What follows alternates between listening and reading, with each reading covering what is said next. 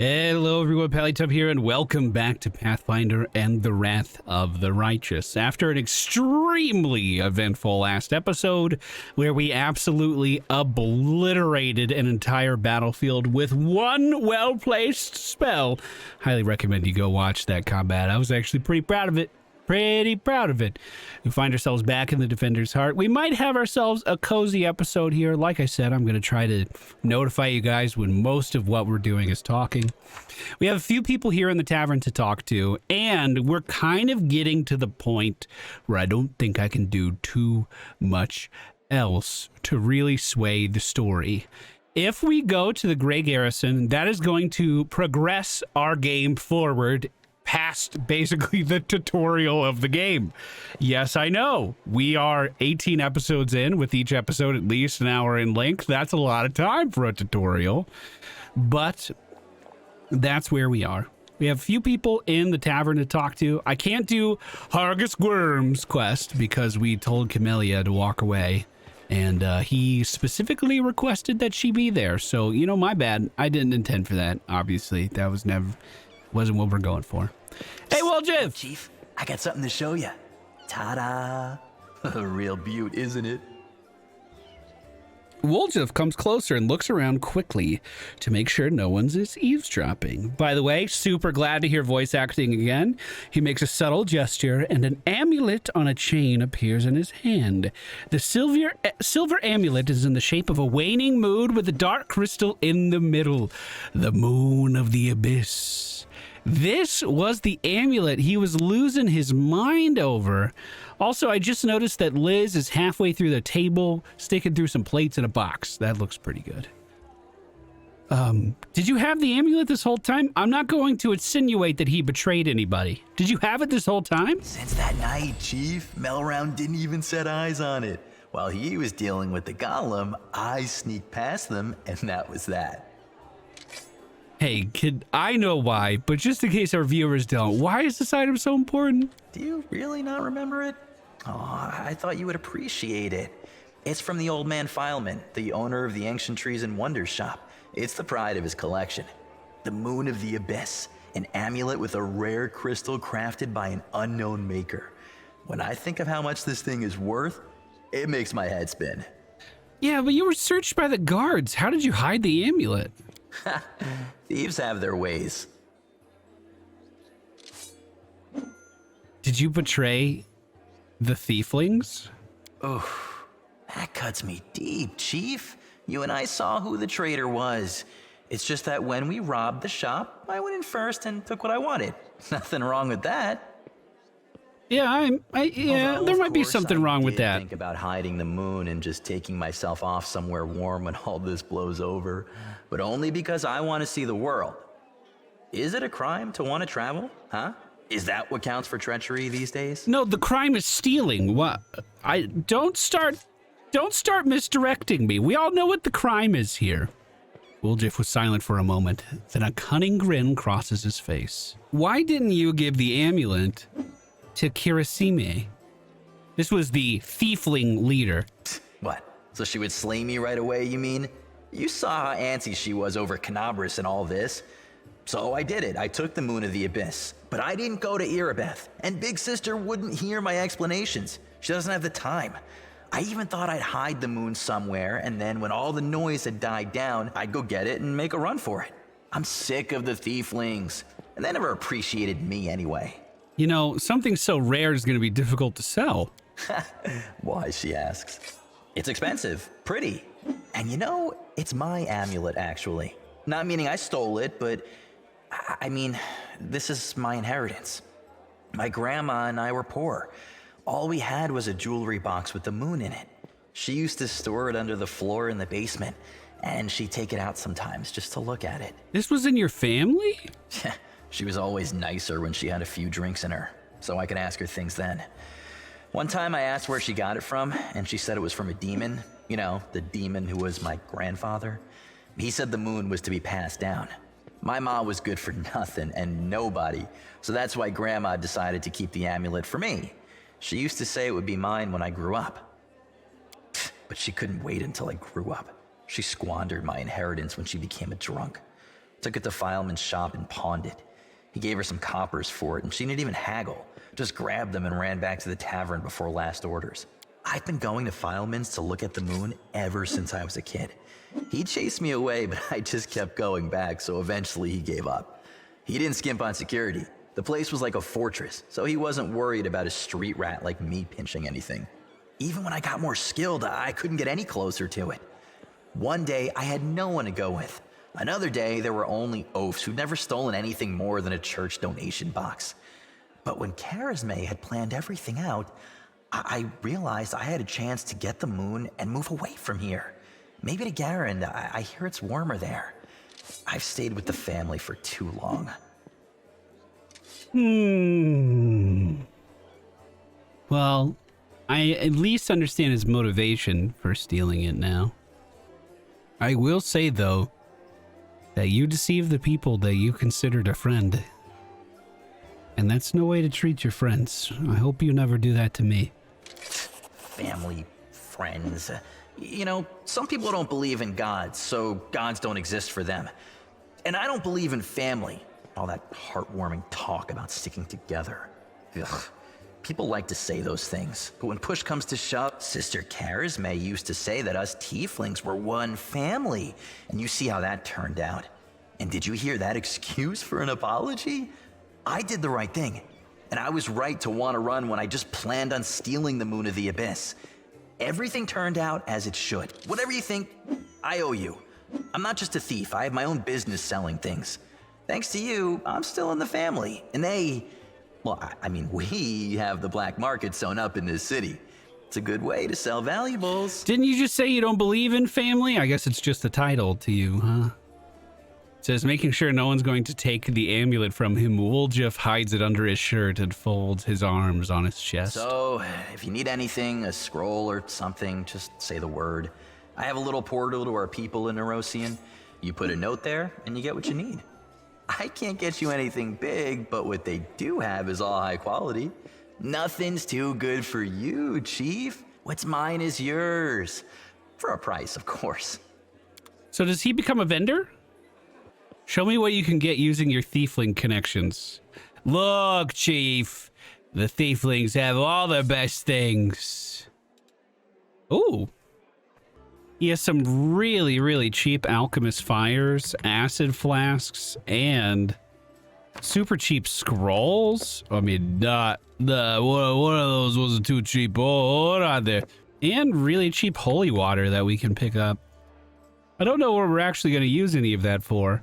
And the Wand of Grease does sound really cheap.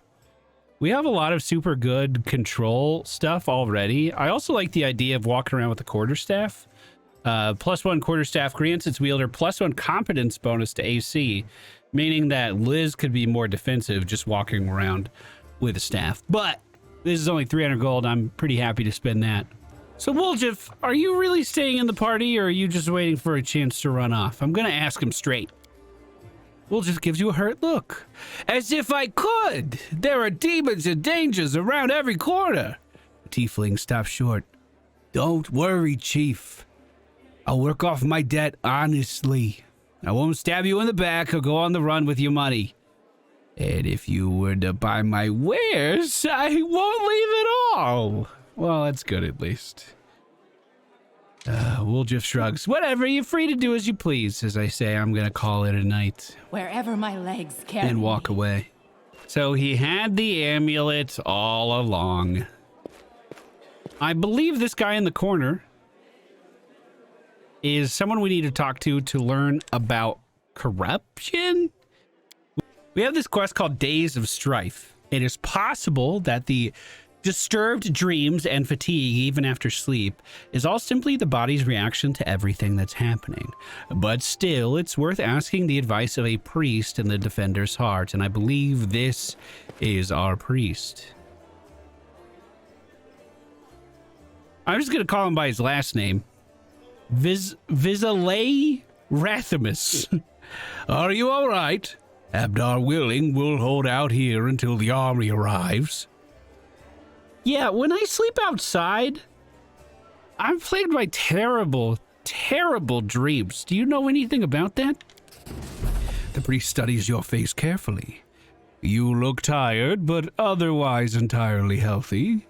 If we were anywhere else, I could simply tell you to get some rest, but we are on the border of the world wound, and I am all too aware of what is happening to you.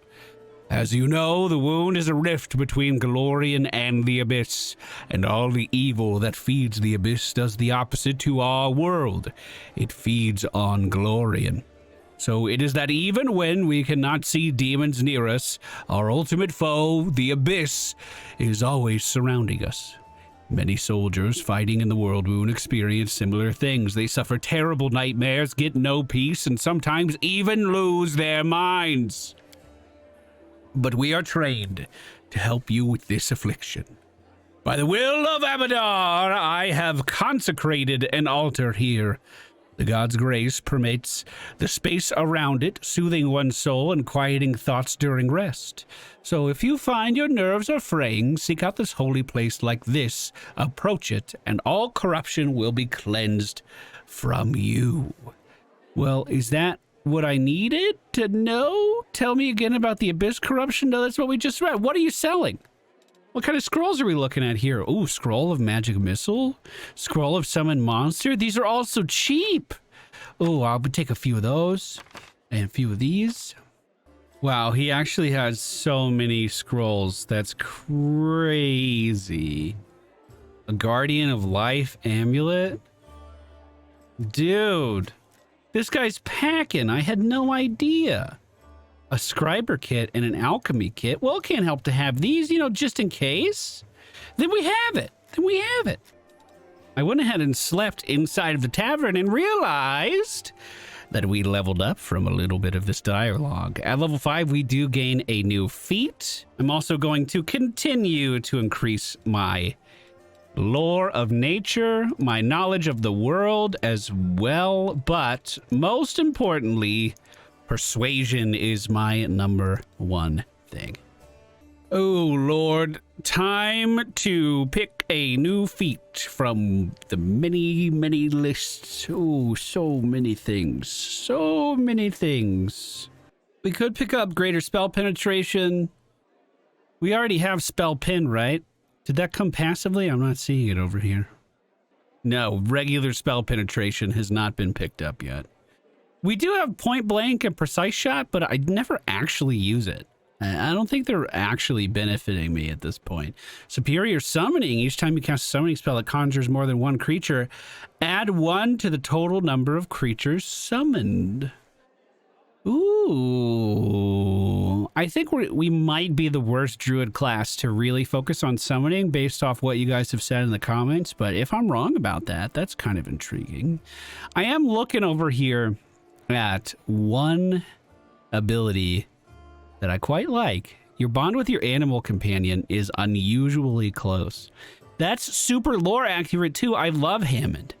The ability of your animal companion are calculated as though your class was 4 levels higher to a maximum effect equal to your character level. I know that Hammond progresses a little slower than most druid companions, right? Perhaps this brings him back up to the forefront of progression. That's what I'm going to do. If we hate it, we can always respec, right? Oh, and we have a lot of new spells to take a look at here. This is a new level of casting. Cure moderate wounds, that's great. Call lightning. Immediately upon completion of the spell, and once per round thereafter, you may call down a 6-foot wide, 30-foot long vertical bolt of lightning. Finally, Liz is getting some damaging spells. Contagion looks wild. The subject contracts one of the following diseases, and each of these diseases does damage each turn. That sounds awesome. You have cool spells like Dominate Animal, but I haven't seen any animal to actually use them on at all. We have just straight up poison. Soothing Mud. You create healing mud. Oh, wow. This looks cool. Spike Growth. Any ground covering vegetation in the spell's area becomes very hard and sharply pointed without changing its appearance. in areas of bare earth, roots and rootlets act in the same way. So if I entangling root, can I then spike growth it to make every bit of that root do piercing damage? That could be insanely good if that combos together like that. Oh, and Summon Nature's Ally 3, instead of summoning in one enemy, we could summon in 3 frogs. And if we had the Conjuration focus, that would make it so it summons in another frog. That's really cool. I might look into that. That might be right up my alley.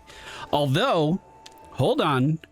With the addition of being able to use something like this, Call Lightning, just electrocute the shit out of... Let's put Contagion over here too, because that sounds amazing. There actually is a bunch of abilities I want to try on this list.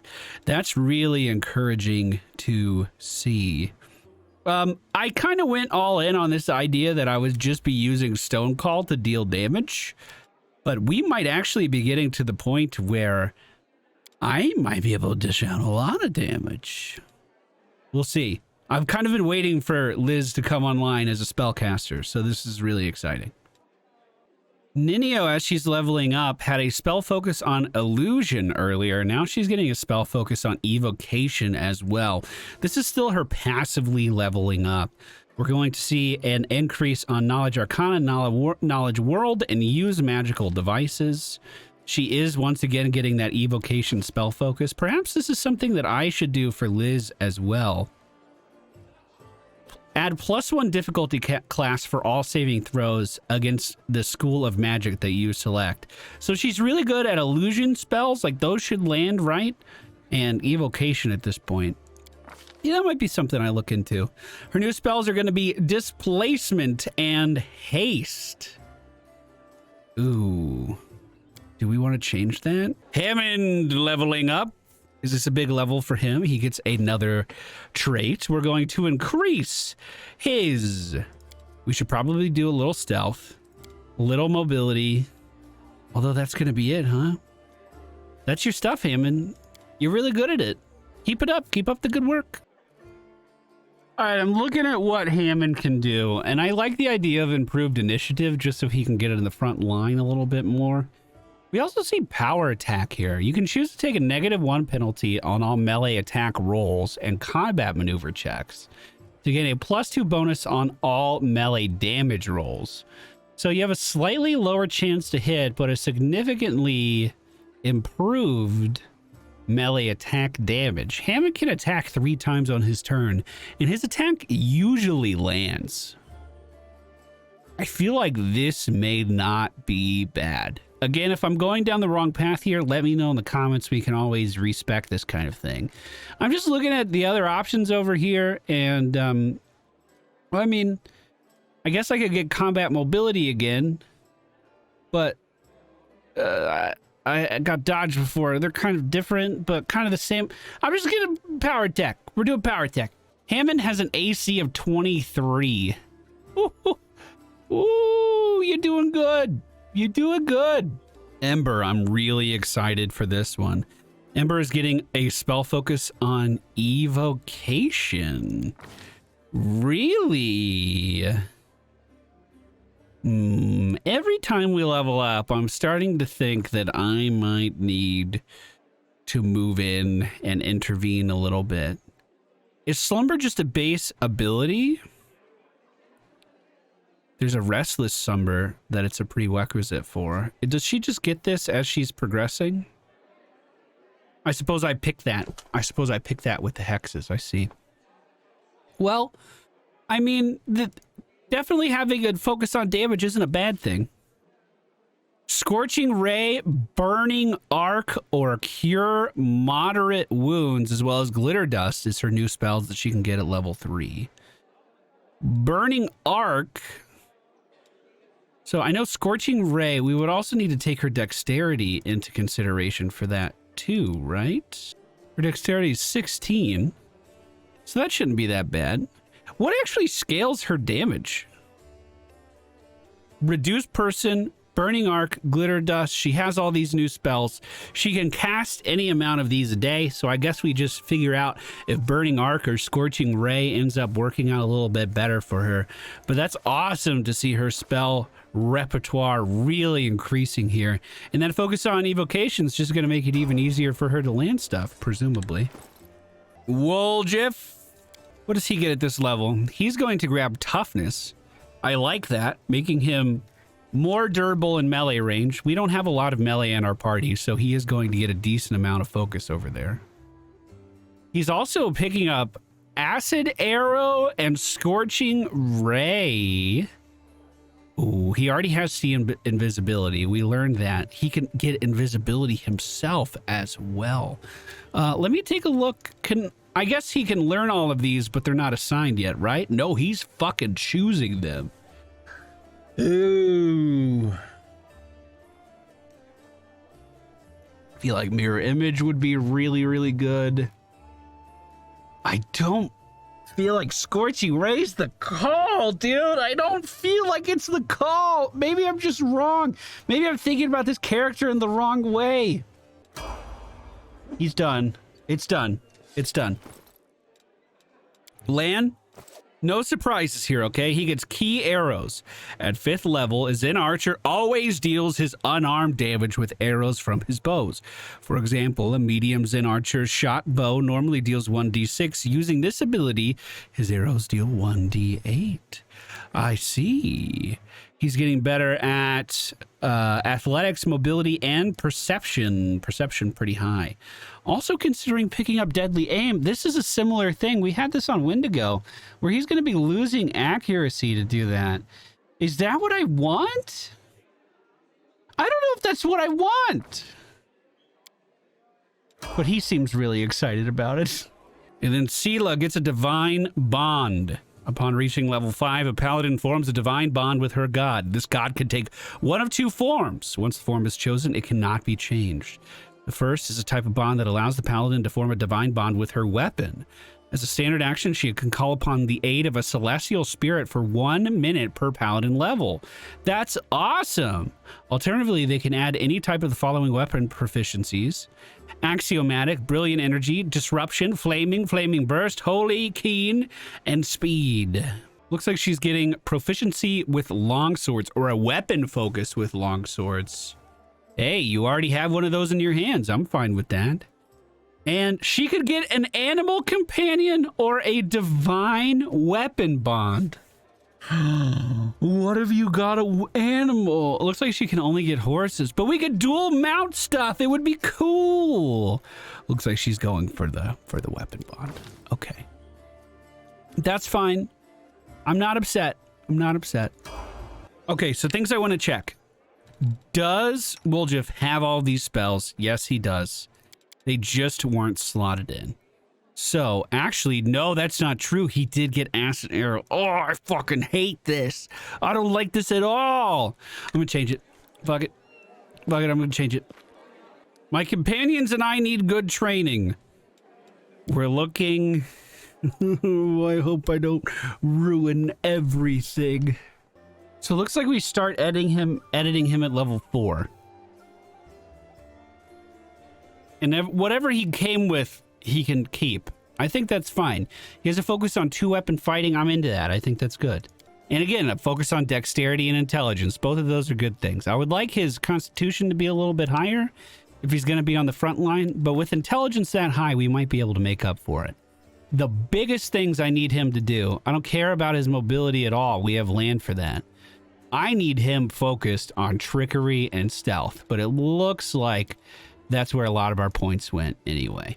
Perception's going to be a big one for him too. Trickery, stealth, perception. That's where I want my focus to be. And I'm taking control of this now. That's a little scary. Okay, I think instead of Hideous Laughter, we give him Mirror Image. So he can cast that on himself for AC. Invisibility keeps him safe on the front line as well. He has Mage Armor he can cast on himself. We're going to have him set up to really buff himself to keep himself safe. At least that's what I'm thinking. That's the current plan. Give him this stuff to keep himself safe, and then we'll we'll, you know, let the other people take the damaging spells. They'll be really defensive focused. We can then, because he has so much focus on his two-hand fighting, we can then focus on daggers, right? Choose one type of weapon. You can also choose unarmed strike. You gain +1 bonus on all attack rolls you make using the selected weapon. I want him in there. I want him dealing damage. This could be exactly what we need. Now, he does have a little bit of spells to look through. However, we have invisibility. Oh, I see. These are from every level. So I could grab Vanish so he has more ways of turning invisible on top of invisibility. I don't really know what the difference is between these two. Shield would be good. Shield creates an invisible shield, a force that hovers in front of you and negates magic missile attacks directed at you. Also provides a +4 bonus to AC. We're definitely picking that up. We could also add in Cat's Grace. Transmuted creature becomes more graceful and coordinated. The spell grants +4 enhancement bonus to dexterity, adding the usual benefits to AC, reflex saves, and other uses of the spell effects do increase. We could say that this is Woljif learning from Liz. Eh? Okay, if I ruined my character, that's all right. We'll figure it out, but I don't feel like it's that bad. I don't feel like it's that bad. Let me pick his spells. I might just respec everybody. I'm a fucking idiot. Okay, so he's getting like battle ready. Here we go. We have 2 shields, 2 mage armors, a grease, as well as 1 of each of his level 2 spells. Is this a good idea? I suppose we'll find out. Let's look at Lan and see if there's anything I want to change. Improved initiative? Just letting Lan go really early in combat might be really good. He does so much damage to enemies. That might be the way, dude. That might be the way. I like the idea of using key-powered sudden speed. I never actually touched True Strike before. I don't know if that's something that I should be using more often, but sudden speed would simply allow me to reposition to safety a lot. And it's just for the cost of a key point. Yeah, I'm going with that. That sounds fun. Last level up for him. Key arrows sounds great. I like the idea of taking rapid shot, but it also gives us a pretty gnarly deficit to our ability to hit. All right, I'm doing it. Deadly aim. I suckered myself in for the thing I said I wasn't going to do, but here we are. Taking a look at Ninio now, and I'm wondering if we should make her more of a buffing style character. For instance, I believe she had haste on this list. Maybe not yet. Maybe that's a higher spell tier. We could also potentially do some illusion stuff with her, and I think that would be good. Not a lot of illusion stuff yet. It looks like necromancy's off the table with her. And her dex isn't super high, so if we did want damaging spells, we would want something like Burning Arc, right? Look at Burning Arc. And Molten Orb. Maybe we will keep her evocation focused. Since we took Woljif out of it, we could have more her more focused on actually dealing the damage here. Or at least picking up those spells at that level. We don't necessarily need to have her focus in that, I suppose. Keeping her Arcana and Knowledge high. If you have any other points to spend, Perception's never bad, right? We have Spell Penetration already. We could get greater Spell Penetration, and because she already has a spell focus in Illusion, this should help her Illusion spells land even more. Or we could go for a greater spell focus with Illusion. Oh, I like that. I like that. Unfortunately, even though we have these bonuses for Illusion already, a lot of our Illusion magic can't actually be resisted yet. We could just pick up Haste to make our allies run faster. Just because we have a focus on Illusion doesn't mean we need to take everything for Illusion right now. Yeah, let's do Haste Heroism. Let's get some big buffs out here. I think that sounds fun. Am I going to regret these choices? We shall see. But for now, those are my choices. Let's see. This is Ember. We get her at level 4. She already has point blank shot and precise shot, so I like to see that. That's pretty good. She has relatively high dexterity and charisma. She has persuasion, perception, and use magical device. I don't think she really needs much of a focus on either of those. We can pump lore with religion because she's really the only one in our party that has that. And then passive perception's never a bad idea. Having her focus on healing still makes sense because she's the only one who really can heal other than Liz. And Liz, let's just say that's not really her main focus. So she does get cure moderate wounds because she's level 5 and healing. That's great. Okay, giving a spell focus of evocation to Ember makes a lot of sense to me because she was the person in our squad that was already casting the most damaging spells. So we are going to give that to her. This is going to add a +1 to the difficulty class of all saving throws. She also has Burning Hands already at level 1 and Burning Arc at level 2. And remember, she can kind of cast these freely, which is really, really strong. Unfortunately, it does not seem like we can pick up another evocation spell here, but Enlarge Person being able to be cast on a whim means she could be enhancing Lan quite a lot. Oh, we have a new spell to choose. Oh, am I choosing by the skill level? That's cool. Well, what do we have for evocation? I see Molten Orb, and we're going to grab it.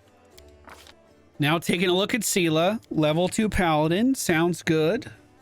I'm going to swap her Mercy to remove Fatigue instead of Sickened. I like the idea of this selective channeling. I just never use her channel. Maybe that's something we can look into. I feel like Seela is a phenomenal tank. Like, she does a great job tanking, but I don't use her for much of anything else. I don't think we're getting her full potential there.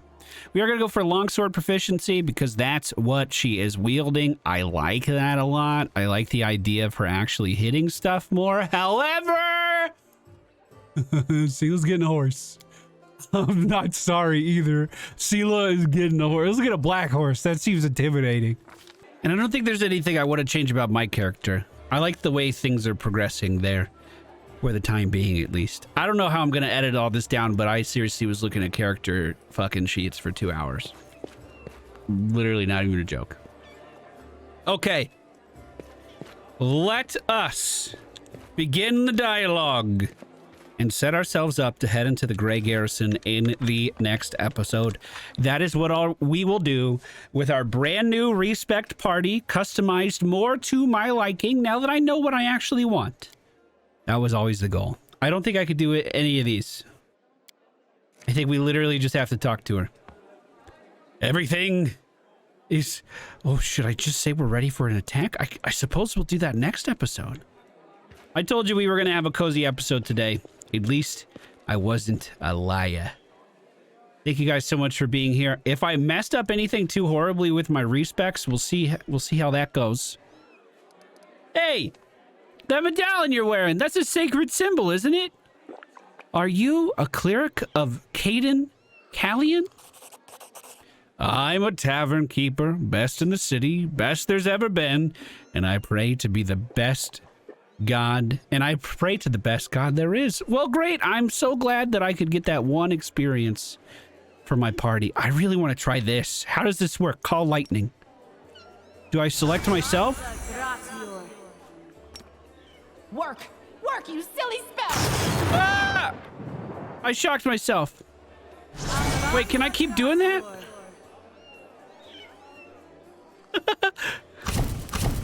Is it because I didn't pick a target?